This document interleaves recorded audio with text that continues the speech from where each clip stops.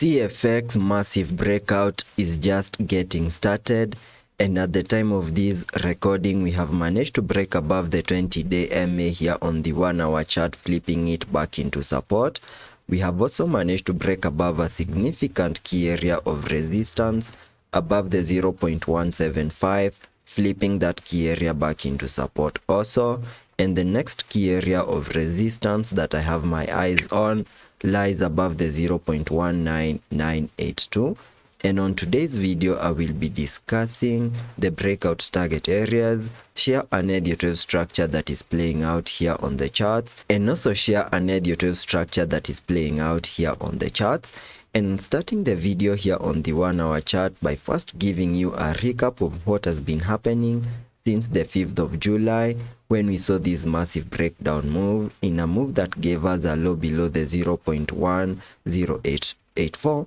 We saw a very nice bounce to the upside in a move that gave us a high above the 0.18121, in a move that I'm terming as an Elliot wave count 1 to the upside. And after we picked in that Elliot wave count 1, whatever we expected next was a bit of a corrective structure in an Elliot wave count 2. And once we bottom out in this Elliot wave count 2, whatever we need to expect next is the start of an aggressive bounce to the upside in an Elliot wave count 3 before we can expect an Elliot wave count 4 and then an Elliot wave count 5 to the upside. And to just show you that the second wave over here has done the minimum that we expect a second wave to do by connecting the Fibonacci's from the low of the first wave down there to the high of that Elliot wave count 1, I get a minimum pullback target area for the second wave between the fib level 0.5 and the fib level 0.618, which perfectly lies between the 0.145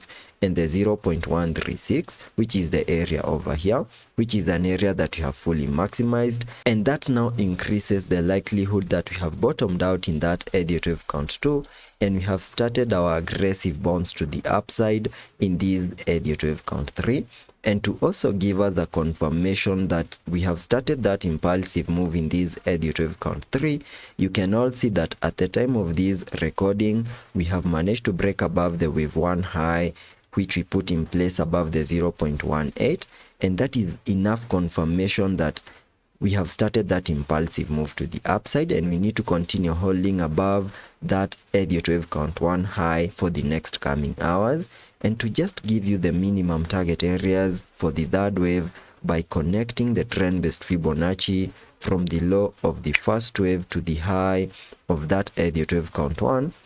then dragging the fibs to the low of the second wave, I get a minimum target area for the third wave at the fib level 1.618, which perfectly lies above the 0.25653. So in the next coming hours, as long as CFX continues to hold above significant key areas of support and also manage to break above significant key areas of resistances, then the 0.25653 is my next target area that I have my eyes on in that Elliot wave count 3. Then I will expect a pullback in an Elliot wave count 4, then a wave 5, which can easily get us back above the 0.3 in the next coming days. So that is the price action that I'm keeping my eyes on here on the CFX chart. And the next key areas of resistances that we also need to see a break above lies above the 0.19982 and the 0.21252.